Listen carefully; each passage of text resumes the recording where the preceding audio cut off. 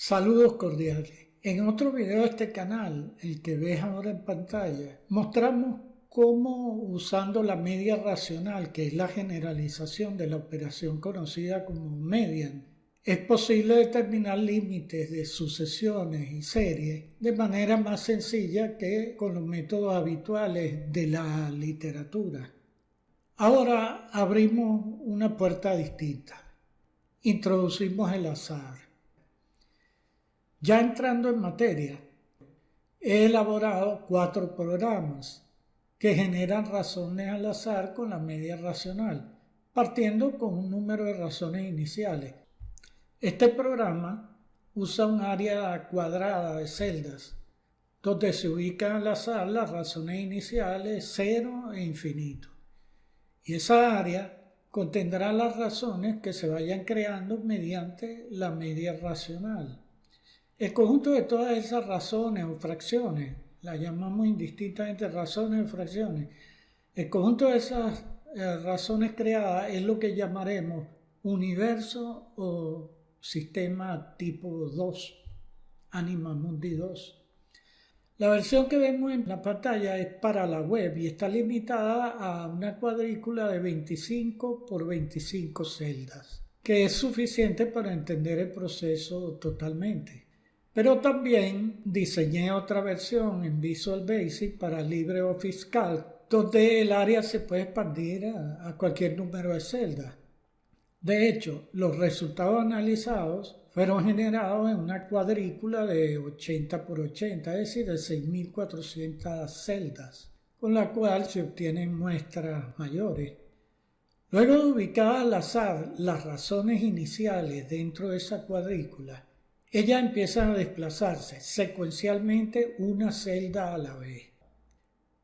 Cuando al desplazarse una razón coincida o invada la celda donde ya llegó otra, se ejecuta la subrutina de invasión o colisión y se colorea esa ubicación con color azul claro si la fracción que colisiona se desplaza verticalmente o color crema si se desplaza horizontal. La razón que invadió la celda de la otra, la que colisionó, es reubicada en otra celda, al azar, dentro de ese universo y continúa moviéndose en una dirección al azar. Y cada vez que hay colisión entre dos razones, se crea una nueva razón, que es la media racional de las razones que colisionaron. Y esa razón creada se ubica también al azar dentro de la cuadrícula en cualquier celda y comenzará a desplazarse también al azar.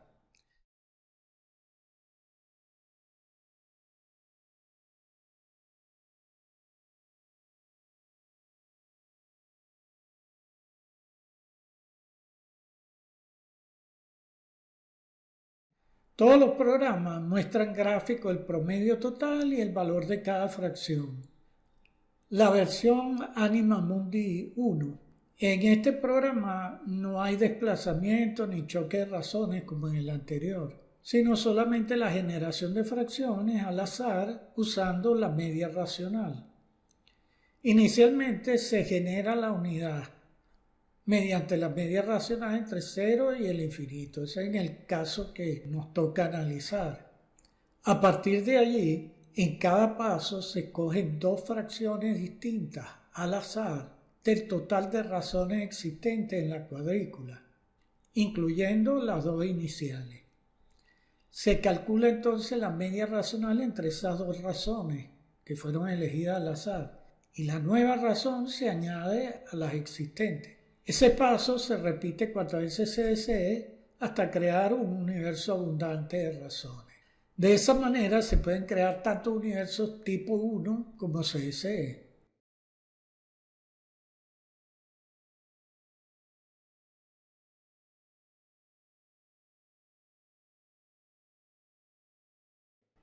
La versión Anima Mundi 1A es similar a la anterior, con la diferencia de que luego de generada la fracción 1 sobre 1, en cada nuevo paso se calcula una nueva media racional de una fracción elegida al azar entre los 2 valores iniciales, 0 y infinito.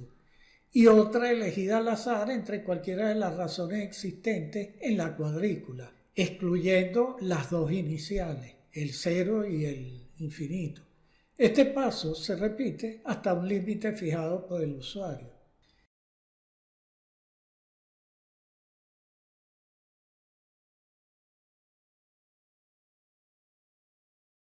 Anima Mundi 1b es similar a las dos anteriores, con la diferencia que en cada nuevo paso se calcula la media racional entre la última fracción generada y otra elegida al azar entre los dos valores iniciales 0 e infinito. En los 4 programas descritos, los extremos del conjunto son 0 e infinito, que es un rango muy amplio. Y surge entonces inmediatamente la duda de si los valores de todas las razones creadas en cada universo estarán muy dispersos en ese espacio, o si el promedio de todos los valores será muy distinto en cada universo. En conjunto, para todos los programas, los resultados muestran notable consistencia y las conclusiones son similares para todo ello en conjunto. Los test de normalidad más conocidos indican que las razones generadas en cada tipo de universo no siguen una distribución normal, aunque el proceso es estocástico. En general, para cualquier valor de las razones iniciales, no necesariamente 0 o infinito, sino cualquiera razones iniciales, los valores de las razones y los promedios tienden alrededor del valor de la media racional entre esas razones iniciales. La explicación de eso es que la influencia directa de los extremos iniciales, por ejemplo en el caso del ejemplo 0 infinito, disminuye con cada paso, mientras crece la influencia como conjunto de todas las fracciones nuevas generadas. Se conforma entonces una especie de nube atractora alrededor de la media racional de las fracciones iniciales. Aunque estos universos son constructos numéricos, la generación de infinitas formas de una misma fracción mediante la media racional funciona como una analogía directa de los microestados de alta multiplicidad de cualquier sistema dinámico de partículas. Esa multiplicidad es lo que la ciencia usa para cuantificar lo que han determinado en llamar desorden interno del sistema, es decir, su entropía, lo que abre las puertas para estudiar conexiones de estos resultados y los fundamentos actuales de la filosofía de las ciencias físicas y las matemáticas.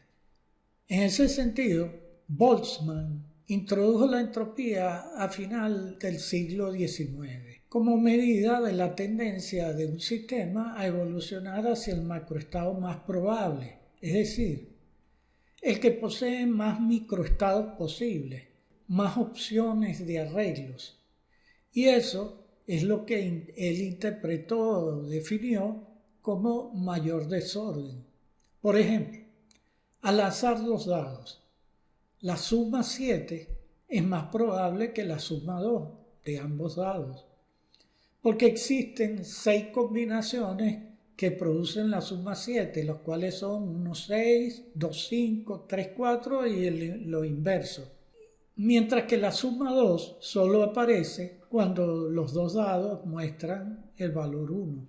Es decir, tiene solamente una opción, un microestado. El mayor número de arreglos o microestados en que puede aparecer la suma 7 se interpreta como una tendencia a estar en mayor desorden. Menos eso es lo que interpreta la corriente científica actual.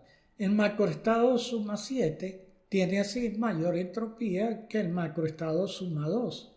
La identificación de que más opciones probables significan mayor desorden, esto es algo que hay que revisarlo y sobre todo revisar la historia al respecto, el contexto en que fue creado, porque no fue el resultado real del conocimiento de la ciencia, sino la consecuencia directa de la ideología que se venía imponiendo en esa época del auge de las geometrías no euclidianas, la teoría de la relatividad especial y general, la incertidumbre, la multidimensionalidad, los espacios curvos y la evolución darwinista.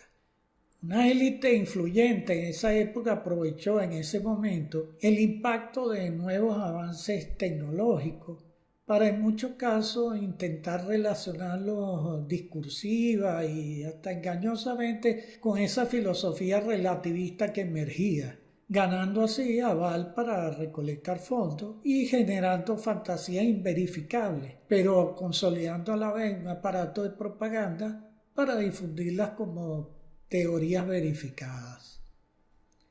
Por otro lado, y no menos importante, más que de una comprensión rigurosa de los fundamentos últimos de la ciencia, los mismos avances tecnológicos siempre han provenido de esfuerzos experimentales aislados y soluciones técnicas concretas, tanto de individuos como de empresas, que luego fueron aproximadamente modelados por científicos o matemáticos. De manera que no hay que confundir los avances de la tecnología con el avance real de la ciencia. Hay un abismo entre ambos.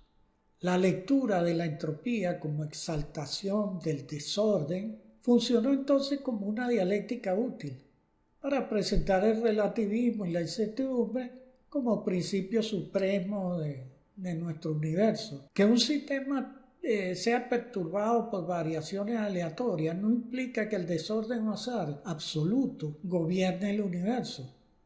El cálculo preciso de combinaciones y probabilidades es una prueba que el azar está filtrado por una arquitectura numérica previa.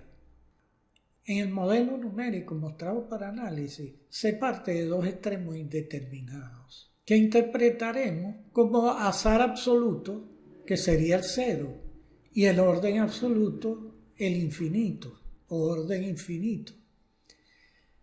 La intermediación de la media racional entre ambos genera una región estable de la cantidad centrada en la unidad. Eso es lo que ocurre en el sistema de ejemplo que hemos puesto con esos programas.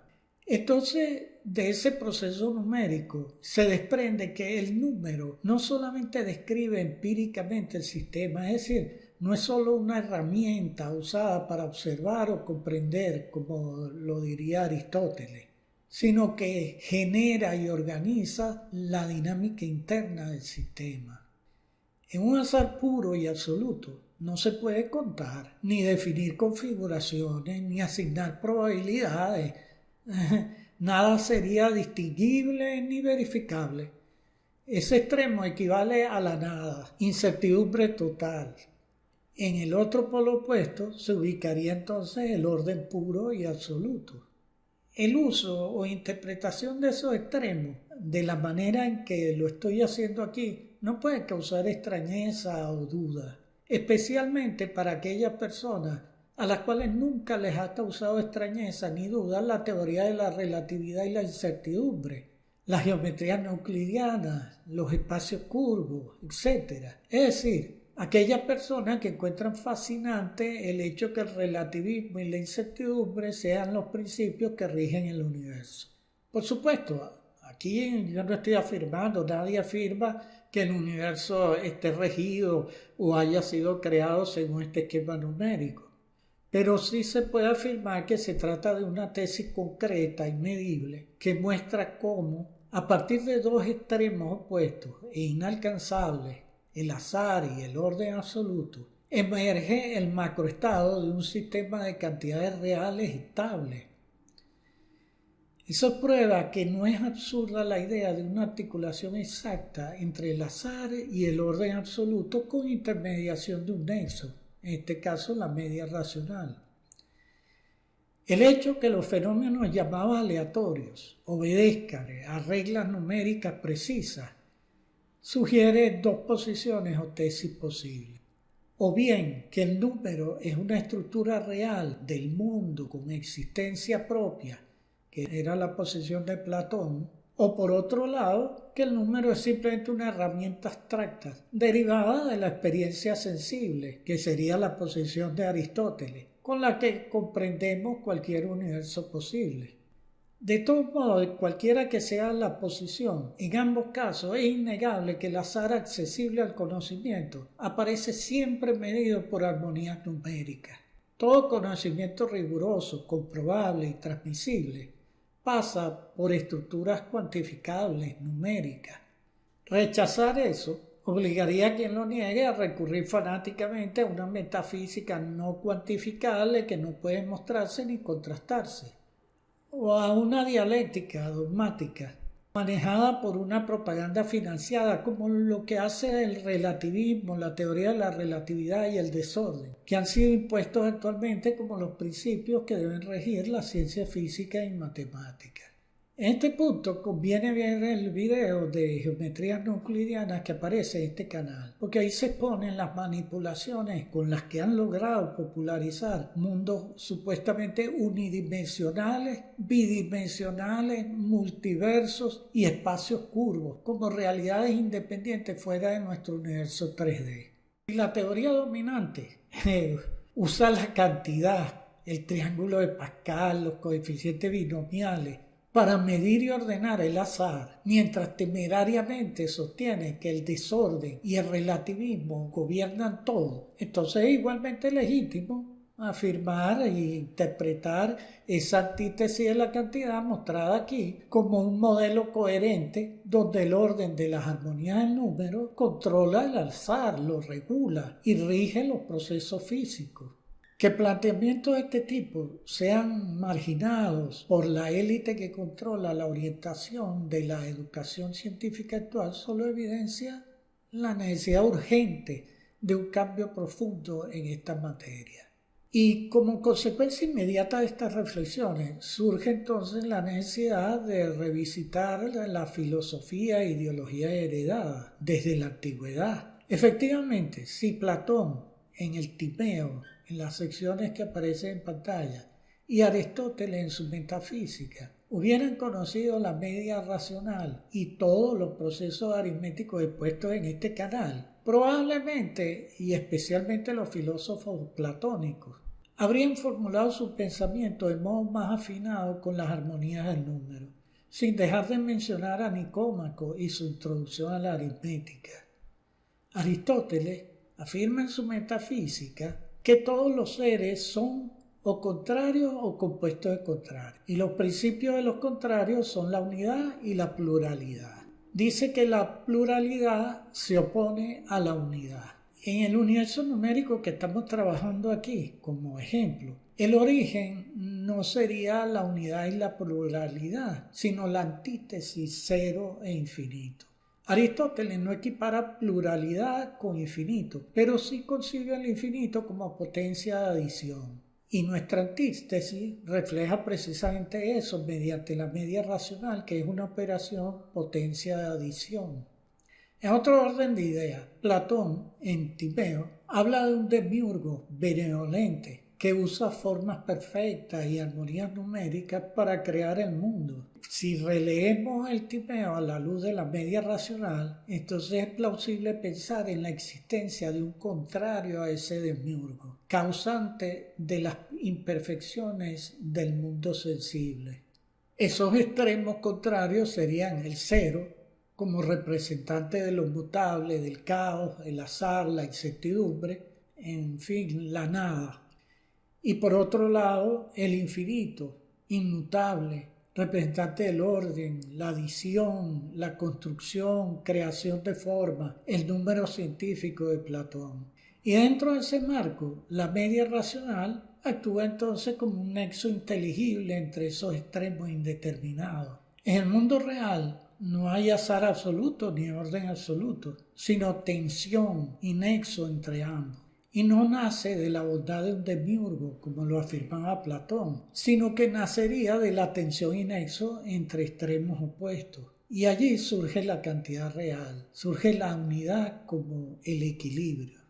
Y el mundo real no es perfecto, porque está afectado precisamente por la influencia del azar, del otro extremo, de la incertidumbre. Y con respecto a la media racional como nexo, lo cierto es que ninguna otra operación, mediación aritmética conocida, logra conectar esos extremos, como lo hemos visto aquí, produciendo cantidad y manteniendo su esencia. Por ejemplo, la media aritmética entre 1 y infinito es absorbida hacia el infinito y pierde su carácter de operación de media Y la media armónica, por su parte, si se intenta operar entre el 1 y el 0, es absorbida hacia el 0 y allí deja de operar como una media. Y aunque el sistema cartesiano fija el 0 como un punto determinado específico en la intersección de dos ejes, por mera conveniencia práctica, que es ajena a la comprensión de la verdadera ciencia, hay que destacar que cuando se trata de las 4 operaciones aritméticas básicas, tanto el infinito como el 0 presentan características particulares que los hace diferentes a los números reales. Por poner un ejemplo, el 0 actúa en la multiplicación como un absorbente absoluto y en la división no puede dividir a ningún otro número. O sea, actúa totalmente distinto a como actúa cualquier otro número real.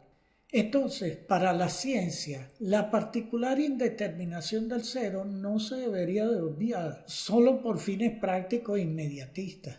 Y su indeterminación, claro, es distinta a la del infinito, porque son extremos opuestos tanto en forma como en esencia.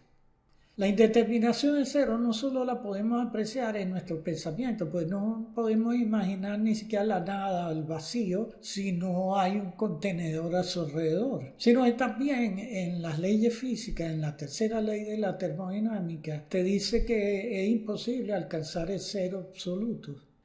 Ahora, de vuelta a Timeo y Platón. Entonces, las ideas no pasan al mundo sensible por obra de un único demiurgo benevolente, como lo afirmaba Platón, sino por el nexo creado entre dos extremos contrarios. Y esta observación filosófica tan particular que se desprende de este modelo numérico tan sencillo podría servir también como filosofía de vida. Porque cada persona tiene entonces la elección en sus manos de hacia dónde tender o orientar su existencia. O orientarla hacia el extremo cero, hacia el vacío, la mutabilidad, el azar puro, la destrucción de las cosas, o todo lo que signifique mal a las cosas, a la existencia de las cosas. O orientar su existencia hacia el extremo de la infinita estabilidad, inmutabilidad, el infinito orden, la construcción y todo lo que signifique bien a la existencia. Y así, esa elección no sería promovida o potenciada por recompensa del demiurgo bondadoso, sino por la necesidad de existir o no existir, tanto en lo físico y lo más importante, especialmente en el mundo de las ideas. Por otra parte, en Timeo, en la sección que se muestra en pantalla, donde se menciona el anima mundi, la creación del alma del mundo, la media racional vendría a ser el alma que imprime orden y movimiento al universo numérico que aparece en ese proceso, anima mundi tipo 2. De allí que los programas mostrados aquí lleven ese nombre anima mundi ligado a esas ideas particulares de Platón. Finalmente, en cuanto a Aristóteles, de este proceso numérico se desprende que la unidad no es lo opuesto a la pluralidad o al infinito, sino que la unidad es la cantidad primigenia producida por la antítesis del ser entre el cero y el infinito. Es el nivel de equilibrio y mínima energía. Estas son, en breve, las reflexiones acerca de los fundamentos de la filosofía heredada y la relectura especialmente del diálogo Platón-Timeo desde la perspectiva de los procesos racionales mostrados en este canal. Bueno, hasta aquí con esas reflexiones. Como comentario final, si no conoces la media racional, que es la generalización de la media, además, en mi video y mi libro puedes visitar las páginas interactivas que he colocado en mi sitio web, que indico en la descripción de este video. Bienvenidos todos los comentarios y por supuesto los likes para que esta línea de investigación pueda continuar. Saludos cordiales.